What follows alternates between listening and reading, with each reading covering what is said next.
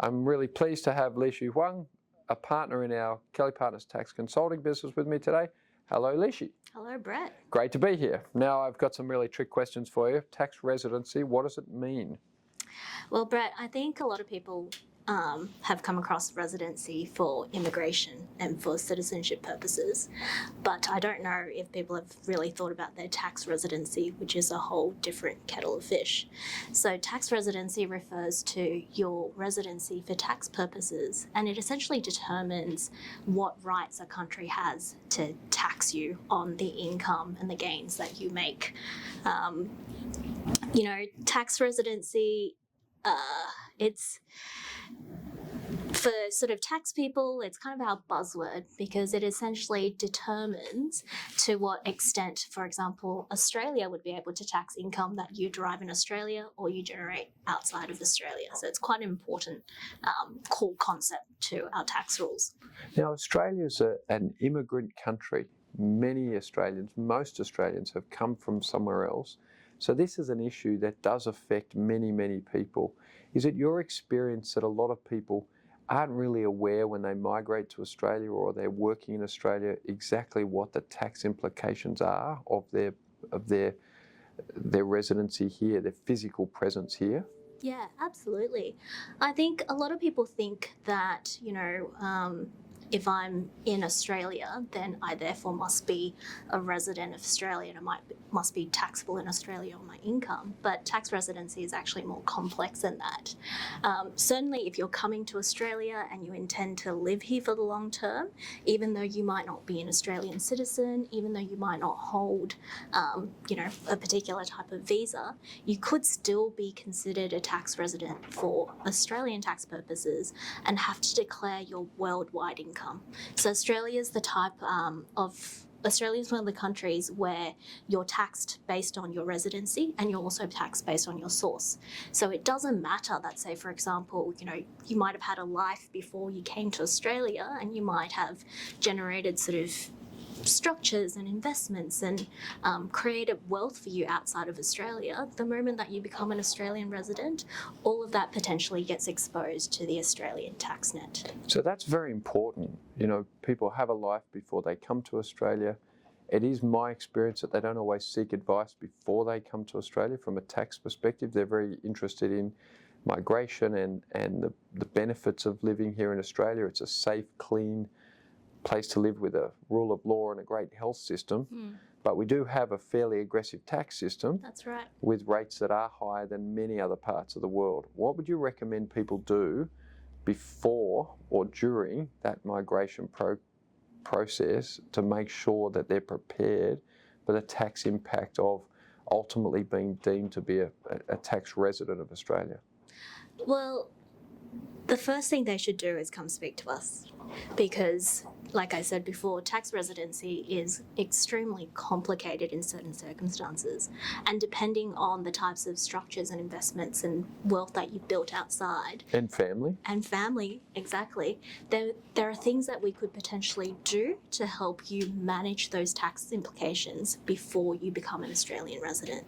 There's a lot more options to move stuff around, potentially settle them in trusts or transfer them to a related party, but all of that needs to be done before you become an Australian tax resident. The moment that you become an Australian tax resident, your options become very narrow, and it's more a matter of compliance than making sure that we are declaring the income that you need to declare, and we're also making sure that you're meeting your obligations as an Australian tax resident. Terrific. So for business owners who are the predominant type of person that we look after here at Kelly Partners, how should they think about tax residency and how should they think about going about establishing tax residency in a new country like Australia ahead of time? Yeah. There's two things to think about. So if you're a foreign person and you love Australia, you want to move here, you're potentially looking to move your business here, you need to have a think about, well, firstly, what are the tax implications in my home jurisdiction if I were to transfer my business across? There may be tax implications that you need to think about offshore. And then secondly, when you do come to Australia, you need to make sure that the structure that you set up in Australia is efficient for your business needs. And that's not just looking at tax, it's also looking at the legal structure, whether risk. you're protected, asset protection. There's also succession planning, for example, if you've got business partners that you're looking to, succeed you in your business. So all of that becomes very important. It's a two-way street. Sometimes there's no sort of definitive answer for how to best get here. It might sometimes be a partial planning for while you're overseas and still sort of wrapping up your business interests over there. And at the same time, you're looking at, well, if I do want to come to Australia, what am I going to do here?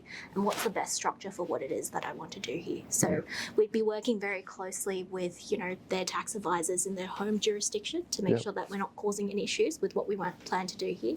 And their tax advisors should also be working with us to make sure that we're minimising the amount of Australian tax exposure there is to the wealth that they've generated while they were overseas.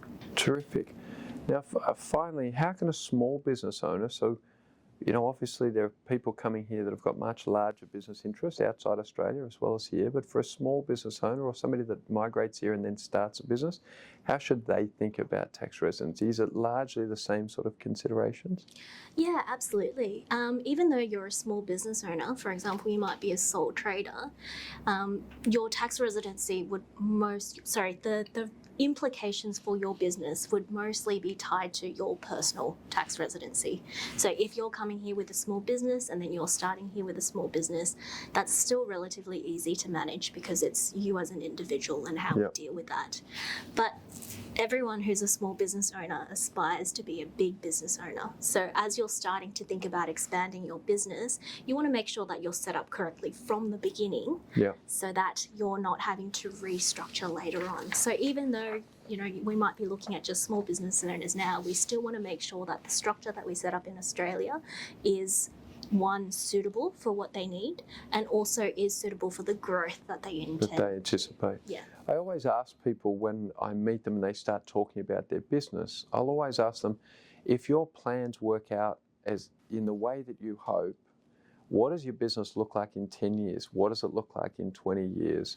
And can we set you up now to make sure that you're set up for the success that you hope to achieve, rather than getting halfway through the process and really causing yourself some pain in terms of restructuring and taxable events. Absolutely. Which is very interesting. That's right. And the more you put into setting up correctly, the less headache you'll have later on and the less expensive it'll be to have to change that structure. And allows you to focus on your business as opposed to the administration of a structure.